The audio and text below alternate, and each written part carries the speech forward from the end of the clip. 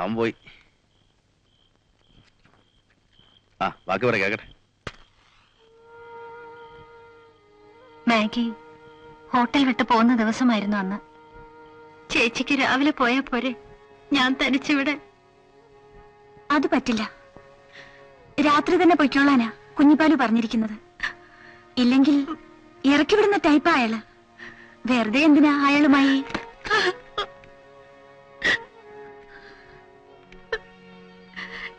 ഞാൻ എന്ത് ചെയ്യും ചേച്ചി? എനിക്കിവിടെ ഒറ്റയ്ക്ക് കഴിയാൻ വയ്യ. എനിക്കറിയാം നിന്റെ മനസ്സ്. ഒറ്റയ്ക്ക് ഇവിടെ കഴിയുന്നത് ശരിയല്ല. ഞാനും ചേച്ചിയുടെ കൂടെ വരട്ടെ. നല്ല കാര്യായി. അയാള് വിടുവോ? ചേച്ചി എങ്ങനെയെങ്കിലും പ്രിയനെ കണ്ടെന്ന് പറയാമോ? വരാൻ. പ്രിയം വന്നാൽ അവരിങ്ങോട്ട് കയറ്റിവിടത്തില്ല വനിതേ. ഗേറ്റിന്റെ അവിടെ വന്ന് നിൽക്കാൻ പറഞ്ഞാ മതി, ഞാൻ ഇറങ്ങി ചെന്നോളാം. അതത്ര എളുപ്പമാണോ? പ്രിയന്റെ അഡ്രസ് ഉണ്ടോ നിന്റെ കയ്യില്? ആ,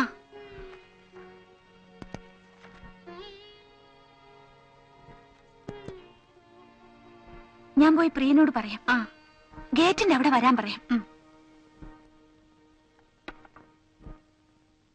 reception, I M Maggi here.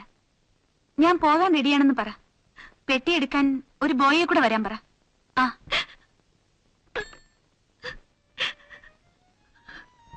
നീ ഒരു പാവം കുട്ടിയാ. നിനക്ക് പറ്റിയതല്ല ഇവിടുത്തെ പണി. എന്തു വന്നാലും നീ സ്വയം രക്ഷിച്ചോ, നശിക്കരുത്. 1500 വണ്ടി ചാർജും ഉണ്ട്. ഇതിലൊരൊപ്പിട്ടേ.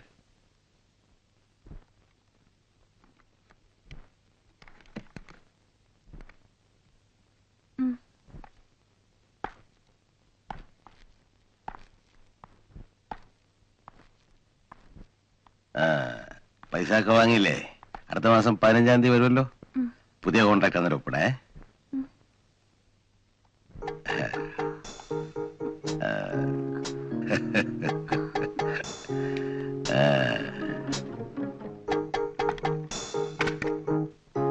എന്താ ഒറ്റയ്ക്ക് കിടക്കാൻ പേടിയുണ്ടോ?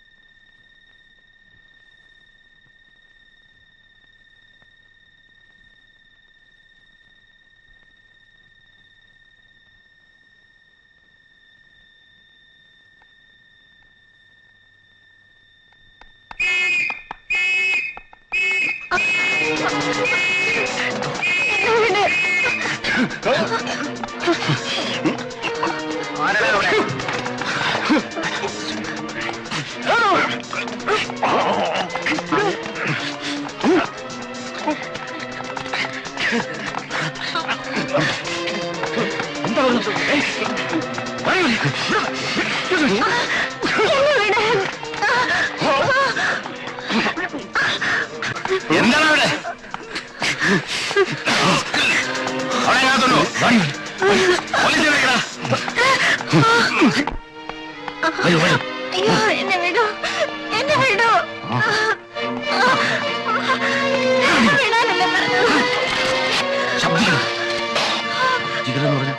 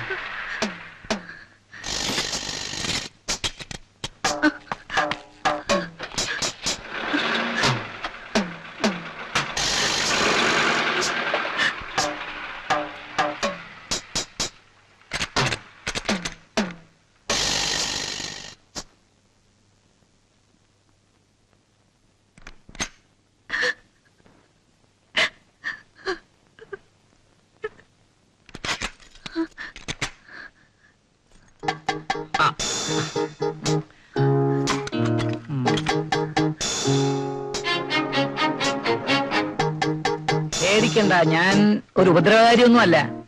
ഞാൻ പോയിക്കോട്ടെ. എങ്ങോട്ട്? എണ്ണേ,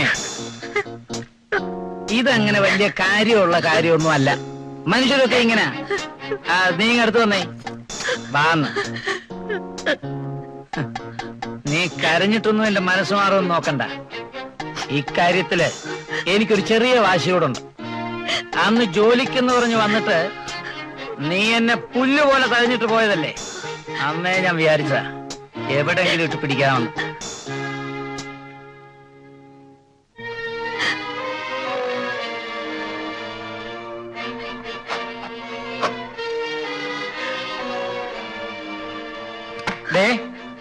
മതി കേട്ടോ, എന്റെ വിധം മാറും. വാടിയോടെ ഇവിടെ വരെ.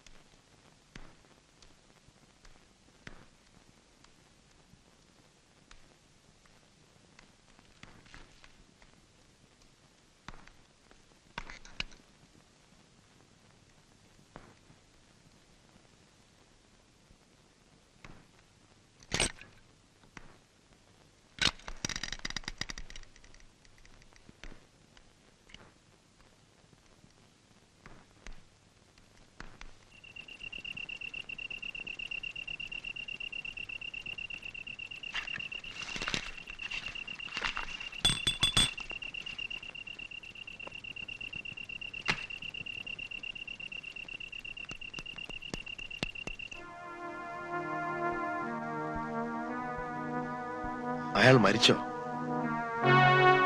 മരിച്ചതുപോലെ എനിക്ക് തോന്നിയത്. ചോര നല്ലതുപോലെ പുറത്തു വരുന്നുണ്ടായിരുന്നു.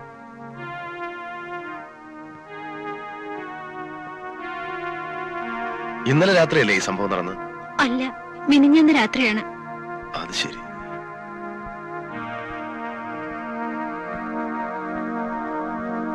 പിന്നെ ഇന്നലെ രാത്രി നീ എങ്ങനെ ഇവിടെ ഓടിയെത്തി? ഈ സംഭവം നടക്കുമ്പോൾ രാത്രി 2 മണിയെങ്കിലും ആയിരിക്കും. ഹോട്ടലിൽ നിന്നിറങ്ങിയപ്പോൾ എങ്ങോട്ട് പോകണമെന്ന് എനിക്ക് നിശ്ചയമില്ലായിരുന്നു. പ്രിയനെ പോലീസ് കൊണ്ടുപോകുന്നത് ഞാൻ കണ്ടത്. മോഹൻ എവിടെയാണെന്ന് അറിയില്ലായിരുന്നു. നേരെ പോയത് ഹോസ്റ്റലിലേക്കാ. അവിടെ ഗീത ഉണ്ടാകുമല്ലോ സഹായത്തിനെന്ന് കരുതി. സംഭവം അവർ അറിഞ്ഞിരിക്കുന്നെന്ന് എനിക്ക് മനസ്സിലായി. എന്നെ കാത്താണ് നിൽക്കുന്നതെന്നും മനസ്സിലായി. ദൂരെ എവിടെയെങ്കിലും പോയി കളയാമെന്ന് വിചാരിച്ചാണ് ബസ് സ്റ്റാൻഡിൽ എത്തിയത്. അവിടെ എത്തിയപ്പോഴാണ് കയ്യിൽ പണമൊന്നും ഇല്ലല്ലോ എന്നോർത്തത്.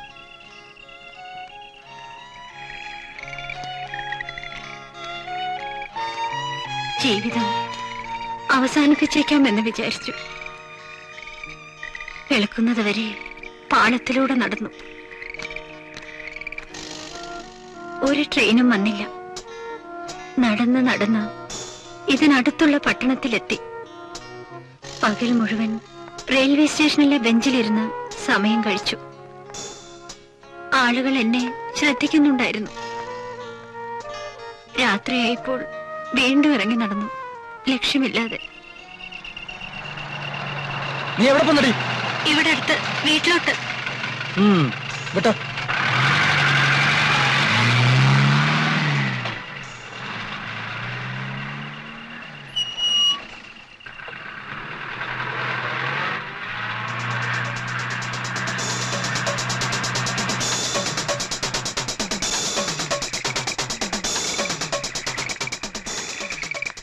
പോലീസ് എന്നെ തിരിച്ചറിഞ്ഞിട്ട് വന്നതാണോ എന്നെനിക്ക് തോന്നി.